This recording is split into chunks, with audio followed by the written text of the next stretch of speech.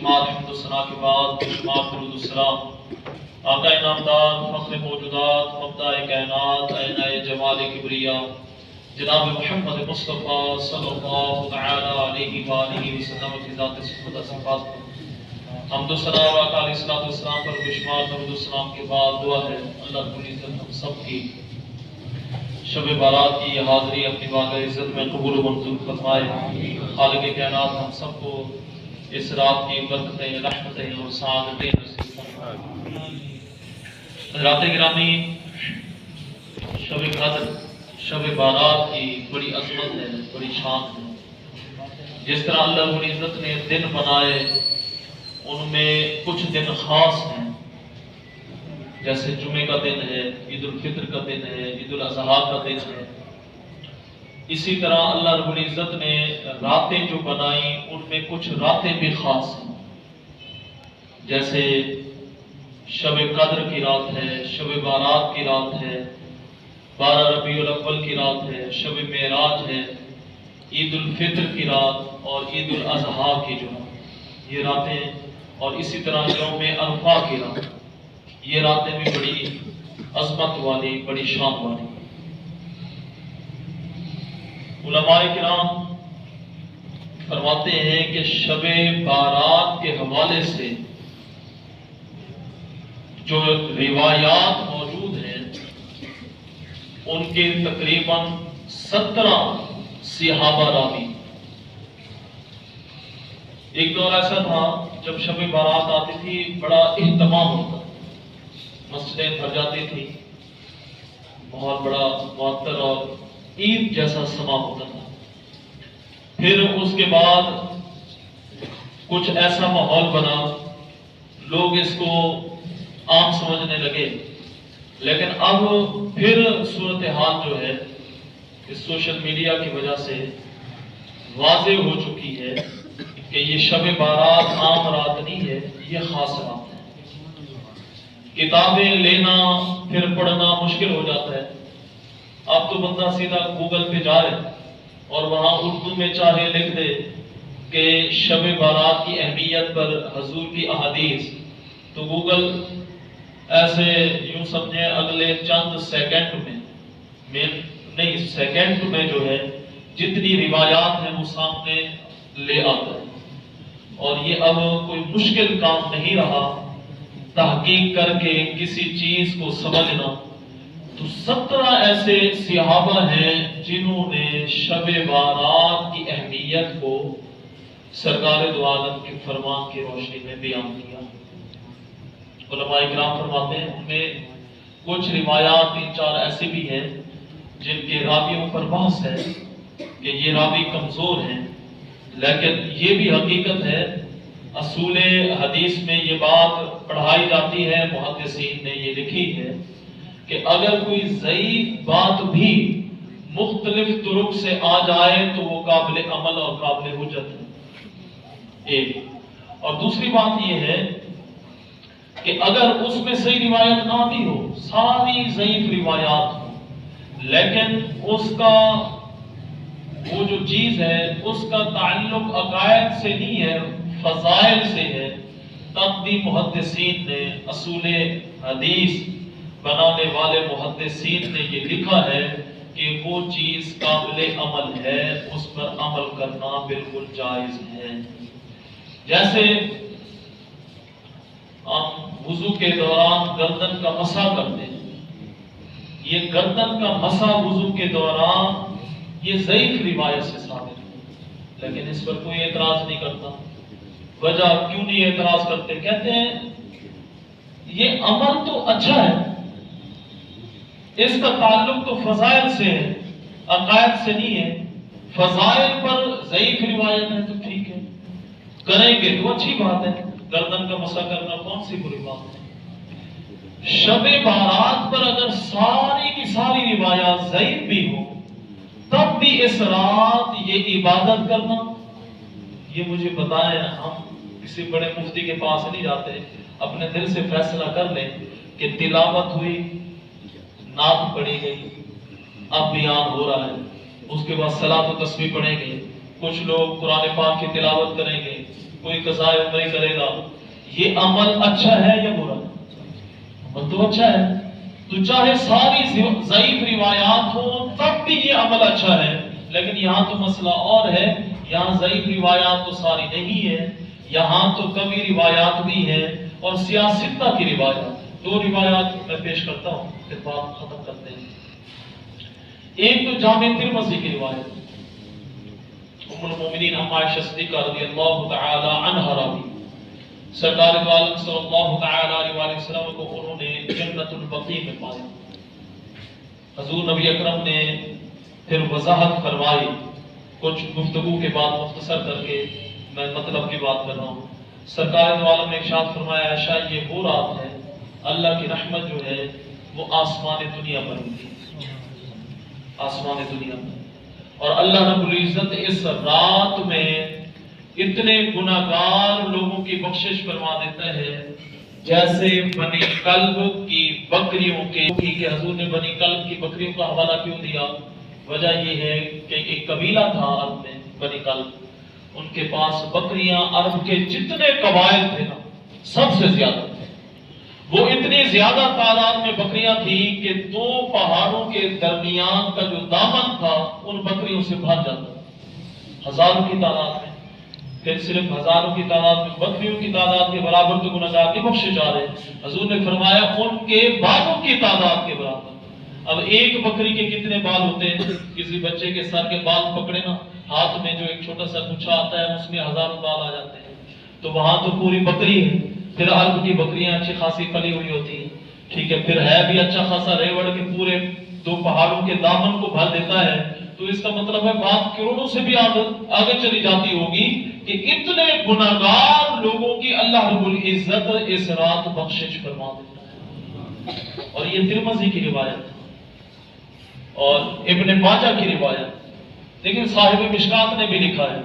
میں وہ سوچ رہا تھا کہ اب تو خیر مشہور نقاد جو ہے البانی، جس کو لوگ بڑے اس کی دلیلیں دیتے ہیں، اس نے بھی اس اصول کو تسلیم کیا ہے کہ اگر کوئی بات مختلف طرق سے، یعنی اس پر بہت سی روایات ہیں صحابہ سے کہ حضور نے یہ فرمایا، کسی صحابی نے کہا حضور نے اس موقع پر یہ فرمایا، یہ فرمایا، یہ فرمایا، کئی روایات جمع ہو جائیں تو وہ بھی مانتا ہے البانی کے باقی وہ چیز قابل حجت ہے، اس پر عمل کرنا بالکل جائز ہے۔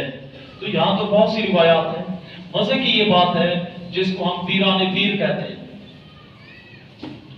جس کو ہم کہتے ہیں کہ جن کا قدم تمام اولیاء کی گردن پر ہے، جس کی 11ویں ہر مہینے ہم مناتے ہیں، جنید بغدادی جس کے سامنے گردن جھکا دے، بایزید بسطامی جس کے سامنے گردن جھکا دے، خواجہ نظام الدین دہلوی حالانکہ بعد میں آنے والے ہیں وہ گردن جھکا دیں، یعنی وہ پائے کہ جو اولیاء ہیں وہ کہتے ہیں ہماری گردن جھکی، شیخ عبد القادر جیلانی کا قدم ہماری گردن پر ہے۔ وہ شیخ عبد القادر جیلانی اپنی کتاب منیت الطالبین میں شب بارات کی اہمیت پر پورا باب لکھ رہے ہیں اور وہ ساری روایات لا رہے ہیں، بلکہ انہوں نے ایک روایت ایسی بھی لکھی ہے جس کو پڑھ کے نا دل ٹھنڈا ہو گیا، آپ سنیں گے آپ کا بھی دل ٹھنڈا ہو جائے گا۔ وہ ایک روایت لکھتے ہیں کہ حضرت ابو ہریرہ اس کے راوی، حضرت ابو ہریرہ کہتے ہیں، ادھر دیکھیں پہلی روایت ام المومنین ام عائشہ صدیقہ راوی ہے، شب بارات کی اہمیت پر آگے نا کہ حضور فرماتے ہیں یہ وہ راتیں شعبان کی نصف رات ہے۔ حضرت ابو ہریرہ راوی ہے کہ ایک دفعہ سرکار دو عالم صلی اللہ تعالی علیہ وآلہ وسلم شعبان کی نصف رات کو مصروف عبادت ہے کہ جبریل امین حاضر ہوئے۔ جبریل امین نے عرض کی یا رسول اللہ اپنا سر مبارک آسمان کی طرف کرے۔ حضور نے اپنا سر مبارک آسمان کی طرف کیا تو انوار و تجلیات۔ حضور نبی اکرم نے پوچھا اے جبرائیل یہ رحمتیں کیسی؟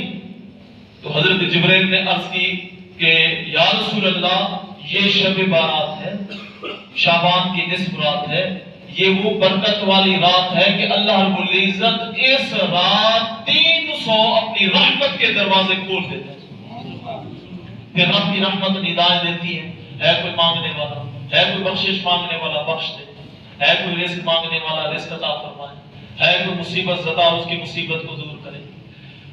مختلف روایات، اور اس کے راوی کون ہے؟ حضرت ابو ہریرہ، اور حضرت ابو ہریرہ کے بارے میں آپ سارے جانتے ہیں کہ صحابہ میں سے سب سے زیادہ حضور کی حدیث کو بیان کرنے والے حضرت ابو ہریرہ، حضرت انس ان سے بھی روایت ہے، مولا کائنات حضرت علی شیر خدا سے، یہ ابن ماجہ کی روایت کہ حضرت علی روایت کرتے ہیں کہ سرکار دو عالم صلی اللہ تعالی علیہ وسلم نے نصف شعبان کی رات، جس کو ہم شب بارات کہتے ہیں، اس رات میں فرمایا اے علی یہ وہ رات ہے جو بڑی برکتوں والی ہے، اس رات کا قیام کیا کرو اور دن کا روزہ رکھو۔ اب یہ ترغیب نہیں آ رہی، حضور ترغیب دے رہے ہیں نا اس رات کی کہ یہ عمل کرو۔ یا رسول اللہ کیوں؟ آپ علیہ السلام نے ارشاد فرمایا اس لیے کہ رب کی رحمت بالکل آسمان دنیا پر، بالکل دنیا کے قریب، جو آسمان دنیا ہے وہاں اللہ اپنی شایان شان اپنی رحمت کے ساتھ جلوہ افروز ہوتا ہے۔ پھر اللہ کی رحمت آواز دیتی ہے کوئی بخشش مانگنے والا اس کی بخشش فرما دو، ہے کوئی رزق طلب کرنے والا اس کو رزق عطا فرماؤ، ہے کوئی ایسا کہ وہ مجھ سے کوئی حاجت پیش کرے اور میں اس کی حاجت روائی کروں، ہے کوئی ایسا، ہے کوئی ایسا، ہے کوئی ایسا، 3 دفعہ یہ الفاظ حدیث پاک میں ہیں۔ یہ ساری روایات بتا رہی ہیں کہ یہ رات بڑی خاص ہے، اس رات میں جتنا ہو سکے رب کو راضی کریں۔ اور مختلف اولیاء کرام نے اس رات کے مختلف اوراد بتائے، مختلف اوراد۔ کسی نے بتایا کہ اس رات جو ہے آپ سورۃ بقرہ کی آخری آیت ربنا لا تؤاخذنا ان نسینا واخطانا ربنا ولا تحمل علينا اصرا كما حملت تک جو یہ آخری آیت ہے سورۃ البقرہ کی، اس کی تلاوت کریں۔ اللہ رب العزت اس آیت کی برکت سے امن و سلامتی کو قائم فرماتا ہے۔ کسی نے لکھا ہے کہ سورۃ دخان کو 7 مرتبہ پڑھے، جو شخص اس رات میں سورۃ دخان 7 مرتبہ پڑھتا ہے اللہ رب العزت اس کی 70 حاجتیں دنیا کی پوری فرماتا ہے اور 70 حاجتیں اس کی آخرت کی پوری فرماتا ہے۔ بڑی برکتوں والی رات ہے۔ کسی نے لکھا ہے سورۃ یاسین اس رات پڑھیں۔ ایک تو 6 نوافل مغرب کے بعد پڑھے جاتے ہیں نا، اور اس کے بعد ہر 2 نفل کے بعد سورۃ یاسین پڑھنا۔ ایک ویسے ہے کہ سورۃ یاسین جو بندہ اس رات پڑھے، کسی بھی وقت سورۃ یاسین پڑھے، اللہ رب العزت اس سورۃ یاسین کی برکت سے اس کی عمر دراز فرماتا ہے، اس کا رزق فراغ کرتا ہے اور اس کی مصیبتیں دور کرتا ہے۔ یہ سورۃ یاسین کی برکت ہے۔ سرکار دو عالم صلی اللہ تعالی علیہ وسلم نے ارشاد فرمایا اس رات، ویسے تو لیلۃ القدر کی بھی رات ہے، شب بارات بھی ہے، تو لیلۃ القدر کی رات کیونکہ پوشیدہ رکھی گئی ہے، وہ رمضان کے آخری عشرے کی تاک راتوں میں ہے۔ شب بارات وہ خاص ہے، نصف شعبان کی رات ہے، تو سرکار دو عالم صلی اللہ تعالی علیہ وسلم نے ارشاد فرمایا تو زیادہ سے زیادہ اس کی تلاوت کرو، اس کا ورد رکھو۔ اللہم انک عفو کریم تحب العفو فاعف عنی یا غفور یا غفور یا غفور۔ جتنا ہو سکے اس کا ورد جاری رکھو کہ اس رات میں جتنا کثرت سے پڑھیں گے اللہ رب العزت اس کی برکتیں عطا فرمائے گا۔ لا حول ولا قوت الا باللہ العلی العظیم۔ اس کا ورد علماء کرام نے بیان کیا ہے کہ اس کا ورد جو ہے جتنا ہو سکے کریں، اور بالخصوص جو اس کا اصل وظیفہ ہے وہ تو ہے مغرب سے پہلے 40 دفعہ پڑھیں۔ اگر اس دفعہ بندہ پڑھ لے اس موقع پر تو زیادہ بہتر ہے، ورنہ بعد میں جتنا ہو سکے پڑھیں۔ قرآن پاک کی کثرت، یہ تو صحابہ کا بھی معمول ہوتا تھا، جیسے ہی شعبان آتا کثرت کرتے قرآن پاک کی تلاوت میں۔ شیخ عبد القادر جیلانی فرماتے ہیں درود پاک کی کثرت کریں، اور بالخصوص یہ شب بارات کی جو رات ہے اس میں جتنا ہو سکے درود پاک کی کثرت کریں، قرآن پاک کی تلاوت کی کثرت کریں، تاکہ زیادہ سے زیادہ اللہ کی رحمت حاصل کریں۔ ہم زیادہ تر اہتمام کرتے ہیں صلاۃ التسبیح کا، اس رات میں صلاۃ التسبیح کا اہتمام کرتے ہیں۔ صلاۃ التسبیح کی بڑی فضیلت ہے، بڑی شان ہے۔ حضور نے صلاۃ التسبیح، یہ 4 نفل ہیں، ان کے پڑھنے کی ترغیب دی۔ حضور نے فرمایا ہو سکے تو روزانہ پڑھو، اگر یہ ممکن نہ ہو تو ہفتے میں 1 دفعہ پڑھ لو، یہ ممکن نہ ہو تو حضور نے فرمایا مہینے میں 1 دفعہ پڑھ لو۔ اگر یہ ممکن نہ ہو تو حضور نے فرمایا سال میں ایک دفعہ پڑھ لو۔ حضور کہہ کس کو رہے ہیں؟ اپنے چچا صاحب، اپنے چچا حضرت عباس کو کہہ رہے ہیں، اے عباس، اصل میں ہوتا یہ خطاب کوئی خاص موقع پر ہوتا ہے لیکن پوری امت کے لیے ہوتا ہے۔ پھر حضور نے فرمایا اگر سال میں ایک دفعہ نہ صحیح تو زندگی میں ایک دفعہ اس صلاۃ و تسبیح کو ضرور پڑھ دو۔ وجہ یا رسول اللہ، آپ نے فرمایا یہ اتنی برکت والی صلاۃ و تسبیح کی یہ نماز ہے کہ جو شخص 4 رکعت صلاۃ و تسبیح کے ادا کرتا ہے، اللہ رب العزت اس کے گناہ اگر سمندر کی جھاگ کے برابر بھی ہو تو معاف فرما دو۔ کتنی سمندر، کتنی اس کی جھاگ کتنی ہوگی۔ اس لیے زیادہ تر لوگ جو ہے صلاۃ و تسبیح کا اس رات میں آگے پیچھے تو سستی ہوتی ہے، پڑھنا مشکل ہوتا ہے، پھر اکثر لوگ نسیان ہوتا ہے کہ نماز صلاۃ عام نماز بڑی مشکل سے ہوتی ہے تو یہ صلاۃ و تسبیح کی بڑی لمبی نماز ہے تو یہ اکیلے پڑھیں تو اکثر بھول جاتے ہیں، تو باجماعت میں تھوڑا سا آسرا امام کا مل جاتا ہے، تلاوت ہو جاتی ہے، وقفہ ہو جاتا ہے، اندازہ ہو جاتا ہے کہ اب جو ہے تیسرے کلمے کا ورد ہو رہا ہے تو اس تیسرے کلمے کو ہم پڑھ دیں۔ تو یہ صلاۃ و تسبیح اس کو بھی ضرور پڑھنا چاہیے۔ میں اس کا طریقہ بتاتا ہوں، ابھی تو ٹائم رہتا ہے کچھ، لیکن ایک اور چیز جو میں چاہتا ہوں اس رات جتنی ہو سکے اس کی کثرت کریں، وہ ہے قضاء عمر۔ جو ہماری نمازیں قضا ہو جاتی ہیں ان نمازوں کو لوٹانا، اس کو کہتے ہیں قضاء عمر۔ اب کیونکہ سستی کا عالم ہے، صحابہ کے دور میں تو معاملہ اور تھا، وہاں تو کسی کی نماز چھوٹ جاتی تو لوگ عیادت کے لیے، افسوس کے لیے آتے تھے کہ نماز جماعت چھوٹ جانے پر افسوس ہوتا تھا، جماعت چھوٹ جانے پر۔ پھر جس کی نماز قضا ہو جاتی اس کی تو حالت ہی غیر ہوتی۔ آپ ذرا دیکھ لیں حضرت ابو ہریرہ کو شیطان نے فجر کی نماز کے وقت کیوں اٹھایا ہے؟ ابو ہریرہ نماز پڑھ لو۔ حضرت ابو ہریرہ نے پوچھا تو مجھے کیوں اٹھا رہا ہے، کون ہے؟ اس نے کہا میں شیطان ہو کے نماز کے لیے اٹھاتا ہے۔ شیطان نے کہا ہاں اس لیے کیونکہ جب نماز کے قضا ہونے پر تو روتا ہے تو تیرا رونا رب کو اتنی پسند آتا ہے کہ کئی نمازوں کا ثواب لے جاتا ہے، اس لیے تجھے اٹھانا۔ پھر اللہ رب العزت جب دل صاف ہو، نماز جو ہے بندہ اس کا اہتمام کرے تو راستے بھی بناتا ہے، ٹھیک ہے، وہ پھر ہمت بھی آتی ہے، حوصلہ بھی آتا ہے، بندہ پھر ڈرتا بھی نہیں ہے، دکان کا شٹل بھی بند ہو جاتا ہے یا اللہ کے آسرے پہ چھوڑ دیتا ہے یا جو کچھ بھی ایسے کوئی ترکیب بنا لیتا ہے، ورنہ اتنا تو کر لیتا ہے کہ دکان ہے یا جو بھی جگہ ہے وہاں مصلی رکھ لیتا ہے کہ نماز کا ٹائم ہو گیا، مسجد میں بجماعت نہ صحیح تو کم از کم ادا نماز تو پڑھ لو۔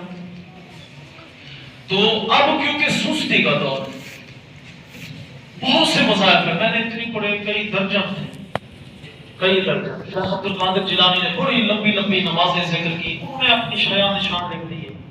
اب شیخ عبد القادر جیلانی نے وظیفے کیسے لکھتے تھے؟ شیخ عبد القادر جیلانی تو وہ ہیں جنہوں نے 40 سال عشاء کی نماز سے فجر کی، عشاء کے وضو سے فجر کی نماز ادا کی، اور ایک دفعہ ایسے سیڑھیاں اتر رہے تھے تو دل میں خیال آیا آج رات پورا قرآن ختم نہیں کرتے، کیونکہ آپ کے تقریباً 10 سال ایسے گزرے کہ آپ نے روزانہ قرآن پاک ختم کیا ایک رات کے بعد۔ ایک رات ایسے سستی پیدا ہوئی کہ آج قرآن آپ سو لیتے ہیں، جسم تو سکون دیتے ہیں، آج جو ہے قرآن پاک مکمل ختم نہیں کرتے۔ وہ خیال جب دل میں آیا، ایک قدم اوپر تھا ایک نیچے، وہیں کھڑے قدموں کے ساتھ کھڑے ہو کے پورا قرآن رات کی تلاوت میں پڑھ ڈالا، پورا قرآن۔ انہوں نے تو ایسے ہی لکھتے تھے، جو روزانہ پتہ نہیں کتنے سال ان کے ایسے گزرے کہ 1000 رکعت پڑھتے تھے،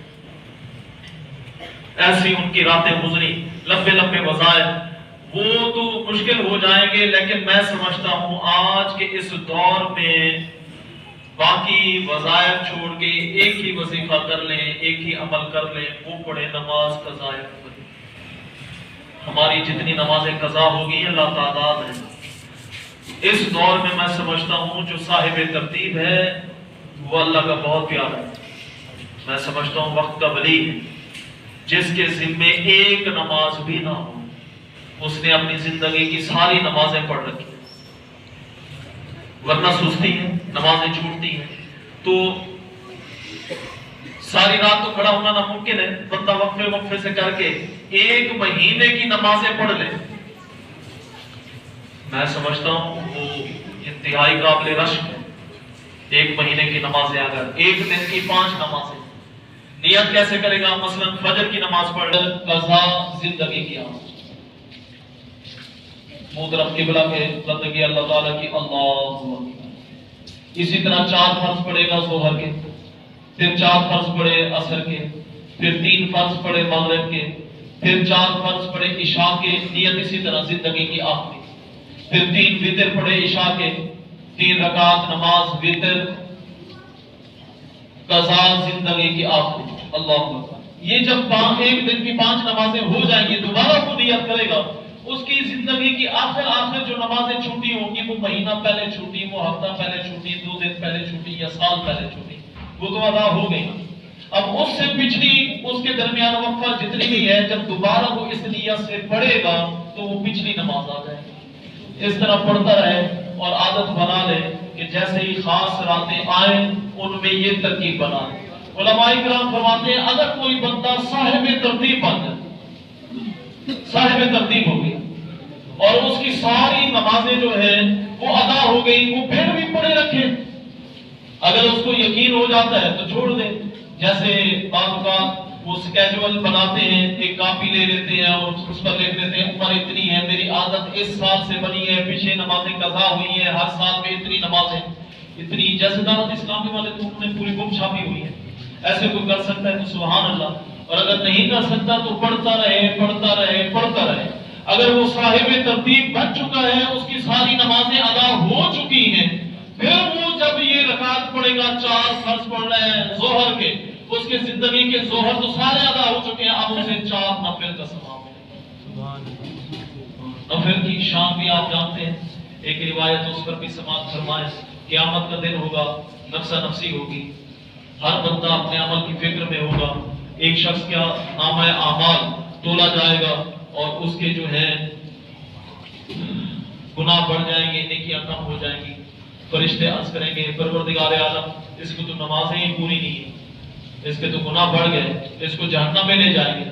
اللہ کی رحمت جوش میں ہوگی، اللہ فرمائے گا فرضوں کی تعداد پوری نہیں ہوئی تو سنت مؤکدہ اور سنت غیر مؤکدہ ان کو شامل کر۔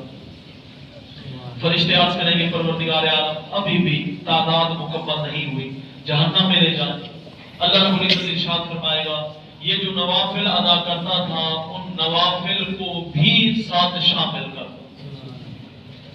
جب نوافل شامل ہوں گے تو تعداد مکمل ہو جائے گی۔ یہ رب کی رحمت ہے، رب کرم کرے، رحمت فرمائے، وہ تو بہانے تلاش کرتے معاف فرما دے، لیکن ہمارے لیے حکم یہ ہے کہ پہلے فرائض مکمل کریں، جب فرائض مکمل ہو جائیں گے پھر نوافل کا اہتمام کریں، فرائض مکمل ہوں۔ اس لیے تو علماء کرام فرماتے ہیں کہ جو بندہ ساری رات جاگے لیکن فجر کی نماز نہ پڑھ سکے، اس کے لیے بہتر ہے کہ ساری رات سوئے لیکن فجر کی نماز لازمی پڑھے، وہ فرض ہے، وہ ضروری ہے۔ اب تو الحمدللہ شعور آ گیا ہے، کچھ سال پہلے ایک طوفان برپا تھا، عمل تو نیک تھا لیکن تھوڑی سی سستی ہو جاتی تھی، رات کے 3 بجے تک نعت خوانی ہوتی تھی اور اس کے بعد ہر کوئی گھر میں جب پہنچتا تھا سوتا تھا تو فجر قضا۔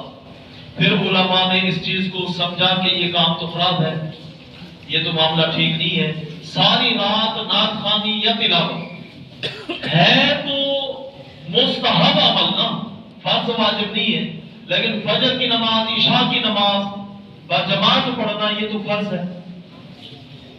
تو پھر وہ معاملہ جیسے میں نے آج اعلان کر دیا کہ 9:30 بجے انشاءاللہ تسبیح صلاۃ و تسبیح پڑھ لیں گے، اس کے بعد جس کے اندر ہمت ہوگی وہ پڑھ لے گا، پڑھتا رہے گا، عبادت کرتا رہے گا۔ لیکن یہ ہے اس رات کی اگر مکمل فضیلت حاصل کرنی ہے تو 2 کام خاص ہیں، ایک عشاء اور فجر بجماعت پڑھنا۔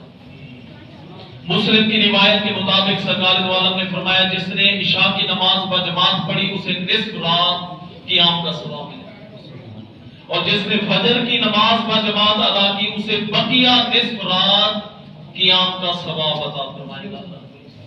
ساری رات عبادت کا ثواب تو ہو گیا، یہ جو معاملہ ہے یہ اضافی ہے، یہ سونے پہ سہاگا ہے. لیکن یوں مزہ نہیں بنے گا کہ بندہ یہاں تو آ جائے، لطف محسوس کرے، عمل ٹھیک ہے، نیک ہے، لیکن فرض چھوڑ کے بیٹھا ہو. فرض ضروری، وہ ضروری، وہ لازمی. تہجد کی نماز پڑھے، بندہ سو جائے، چلو تہجد کی نماز پڑھے. پھر جس نے روزہ رکھنا ہے روزہ رکھے، کیونکہ سرکار دو عالم صلی اللہ علیہ وسلم نے ترغیب دی ہے علی یہ رات بڑی خاص ہے، رات کا قیام کرو، دن کا روزہ رکھو. حضور نبی اکرم نے نفلی روزے، رمضان کے تو فرضی روزے ہیں، نفلی روزے سب سے زیادہ جس مہینے میں رکھے ہیں وہ شعبان کا مہینہ. اس لیے تو حضور نے فرمایا شعبان الشہری و رمضان شہر اللہ، شعبان میرا مہینہ ہے اور رمضان اللہ کا مہینہ. بڑی برکتوں والی رات، بڑی عظمتوں والی رات ہے. بہت سی حدیثیں ہیں، میں نے تو چند ذکر کی ہیں. لیکن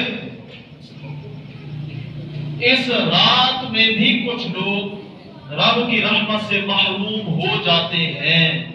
کون لوگ؟ اس روایت کو بنیت الطالبین میں شیخ عبد القادر جیلانی نے بھی ذکر کیا ہے اور مختلف حدیث کی کتابوں میں بھی ہے. شیخ عبد القادر جیلانی نے پڑھا لکھا ہے اس رات کی فضیلت کا. امام غزالی نے بھی لکھا ہے. وہ امام غزالی کہ ایک بزرگ فرماتے ہیں مجھے خواب میں حضور کی زیارت ہوئی اور حضور نے نا، حضور کی جب خواب میں زیارت ہو جائے نا، حضور نبی اکرم چاہے غصہ بھی فرمائے وہ بھی رحمت ہے، وہ بھی رحمت ہے. کیونکہ اگر حضور ناراض ہوتے نا، پکا پکا ناراض ہوتے پھر زیارت نہ کرواتے. زیارت کروا کے کسی کو تنبیہ کرنا یہ اس بات کی علامت ہے حضور راضی ہے، لیکن حضور کہہ رہے ہیں یہ عمل ٹھیک نہیں ہے. اب وہ بزرگ تھا، اس بزرگ کو امام غزالی سے نا تھوڑی سی جیسے دل میں ہوتی ہے فرق ہوتا ہے.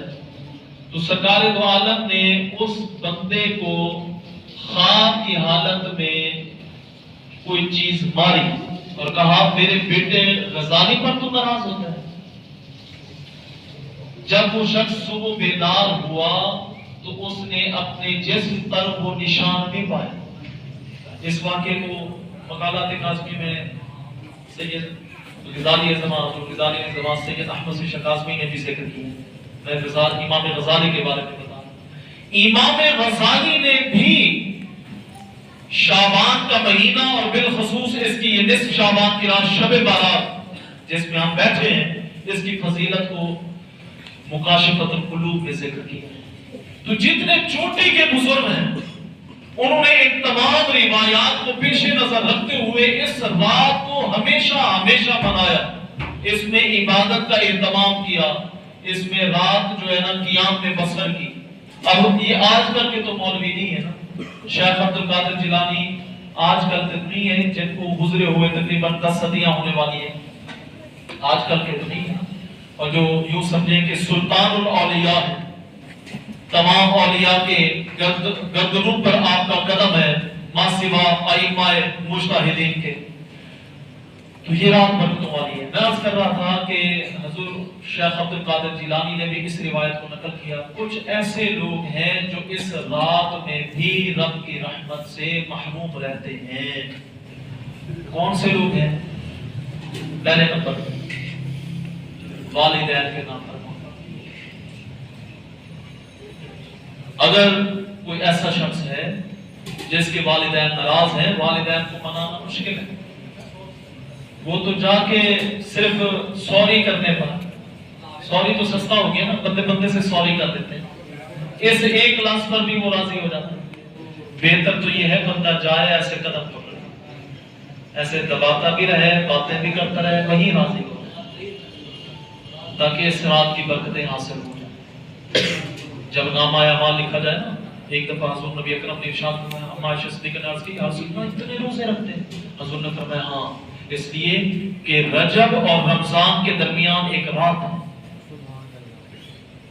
شعبان کی نصف کی رات. لوگ اس سے ناواقف ہیں، لیکن اس رات اللہ رب العزت آئندہ سال کے فیصلے فرماتا ہے. اور میں یہ چاہتا ہوں کہ جب میری موت کا پروانہ لکھا جائے تو رات قیام میں گزرے، آنے والا دن روزے میں گزرے. اور یہی وجہ ہے حضور غزالی زمان نے لکھا، اپنا شیخ عبد القادر جیلانی نے لکھا بنیت الطالبین میں کہ لوگ اس رات کو کھیل کود میں گزار دیتے ہیں اور وہ بازاروں کے چکر لگاتے ہیں، رونقیں دیکھ رہے ہوتے ہیں، وہ رونقیں دیکھ رہے ہوتے ہیں، ان کو پتہ نہیں ہوتا اللہ رب العزت ان کی قبریں کھدوا دیتے ہیں، ان کی موت کا پروانہ لکھا جاتا ہے۔ اس لیے اس رات کو علماء کرام نے، ویسے چلانا لوگ کر دیتے ہیں، علماء کرام نے تو اس رات کو سادگی کے ساتھ اللہ رب العزت کی عبادت کرنے کی، اس رات کو اللہ کی عبادت میں مصروف رہنے کی ترغیب دی ہے۔ زیادہ چراغا میں نہ پڑے، آپ جتنا ہو سکے وقت جو ہے اللہ کی عبادت میں بسا کریں۔ باقی یہ جو لگاتے ہیں نا موم بتیاں وغیرہ، اس پر علماء نے منع کی، موم بتیاں نہیں لگانی چاہیے، منع کی۔ خوشبو وغیرہ وہ لگا سکتے ہیں کہ ماحول معطر ہو جائے تاکہ اللہ کی عبادت میں سرور اور لطف زیادہ ہو۔ ہر وہ طریقہ اس رات میں اللہ کو راضی کرنے کا جو غیر شرعی نہیں ہے وہ جائز ہے، جو غیر شرعی ہے وہ جائز نہیں۔ والدین کا نافرما اس رات رب کی رحمت سے محروم ہے، سود خور رب کی رحمت سے محروم ہے، بدکار زانی رب کی رحمت سے محروم رہتا ہے، چغل خور رب کی رحمت سے محروم رہتا ہے۔ اس رات ذاتی وجوہات کی بنا پر کسی مسلمان بھائی سے کینہ اور نفرت رکھنے والا رب کی رحمت سے محروم رہتا ہے۔ اس رات عشاء ظلماً ٹیکس وصول کرنے والا رب کی رحمت سے محروم رہتا ہے۔ کاہن ہاتھ کی لکیریں دیکھ کے، ستارے دیکھ کے یقینی طور پر مستقبل کی خبریں دینے والا رب کی رحمت سے محروم رہتا ہے۔ میں یہاں پر ظنی علم کی بات نہیں کر رہا، ہمارے نزدیک اولیاء کی خبر بھی ظنی ہے، انبیاء کی خبر یقینی ہوتی ہے، کیونکہ نبی جو ہوتا ہے وَمَا يَنْطِقُ عَنِ الْهَوَىٰ إِنْ هُوَ إِلَّا وَحْيٌ يُوحَىٰ، وہ اپنی مرضی سے نہیں بولتا، اس کا فرمان بھی وحی خفی ہے، نبی کی بات نہیں ہے۔ باقی آلات کے ذریعے محکمہ موسمیات والے ہیں یا جو اور ہیں، جیسے علم ابجد کے ذریعے ماہر فلکیات، وہ اندازہ اور تخمینہ لگا کے کہتے ہیں آئندہ موسم ایسے ہوگا، لیکن یقین کیا ہوتا ہے؟ ہوگا وہی جو رب چاہے گا، یہ ہمارے آلات کو بتا رہے ہیں، یہ جائز ہے۔ لیکن کسی کی ہاتھ کی لکیریں دیکھ کے آئندہ کی بات بتانا یا ستارے دیکھ کے آئندہ کی بات بتانا اور اس پر ایمان رکھنا، یہ ناجائز ہے۔ ایسا بتانے والا بھی رب کی رحمت سے محروم رہتا ہے اور اس پر ایمان لانے والا بھی۔ جادوگر بھی رب کی رحمت سے اس رات محروم رہتا ہے۔ تو یہ وہ گناہ کبیرہ ہیں جن سے بچنا ضروری ہے، ورنہ یہ رات جو ہے، اس رات کی برکتوں سے، رحمتوں سے بندہ محروم ہو جائے گا۔ دعا ہے اللہ رب العزت ہم سب کو اس رات کی برکتیں، رحمتیں اور سعادتیں عطا فرمائے۔ اب ایسے ہوگا کہ ہم سلام پڑھتے ہیں، سلام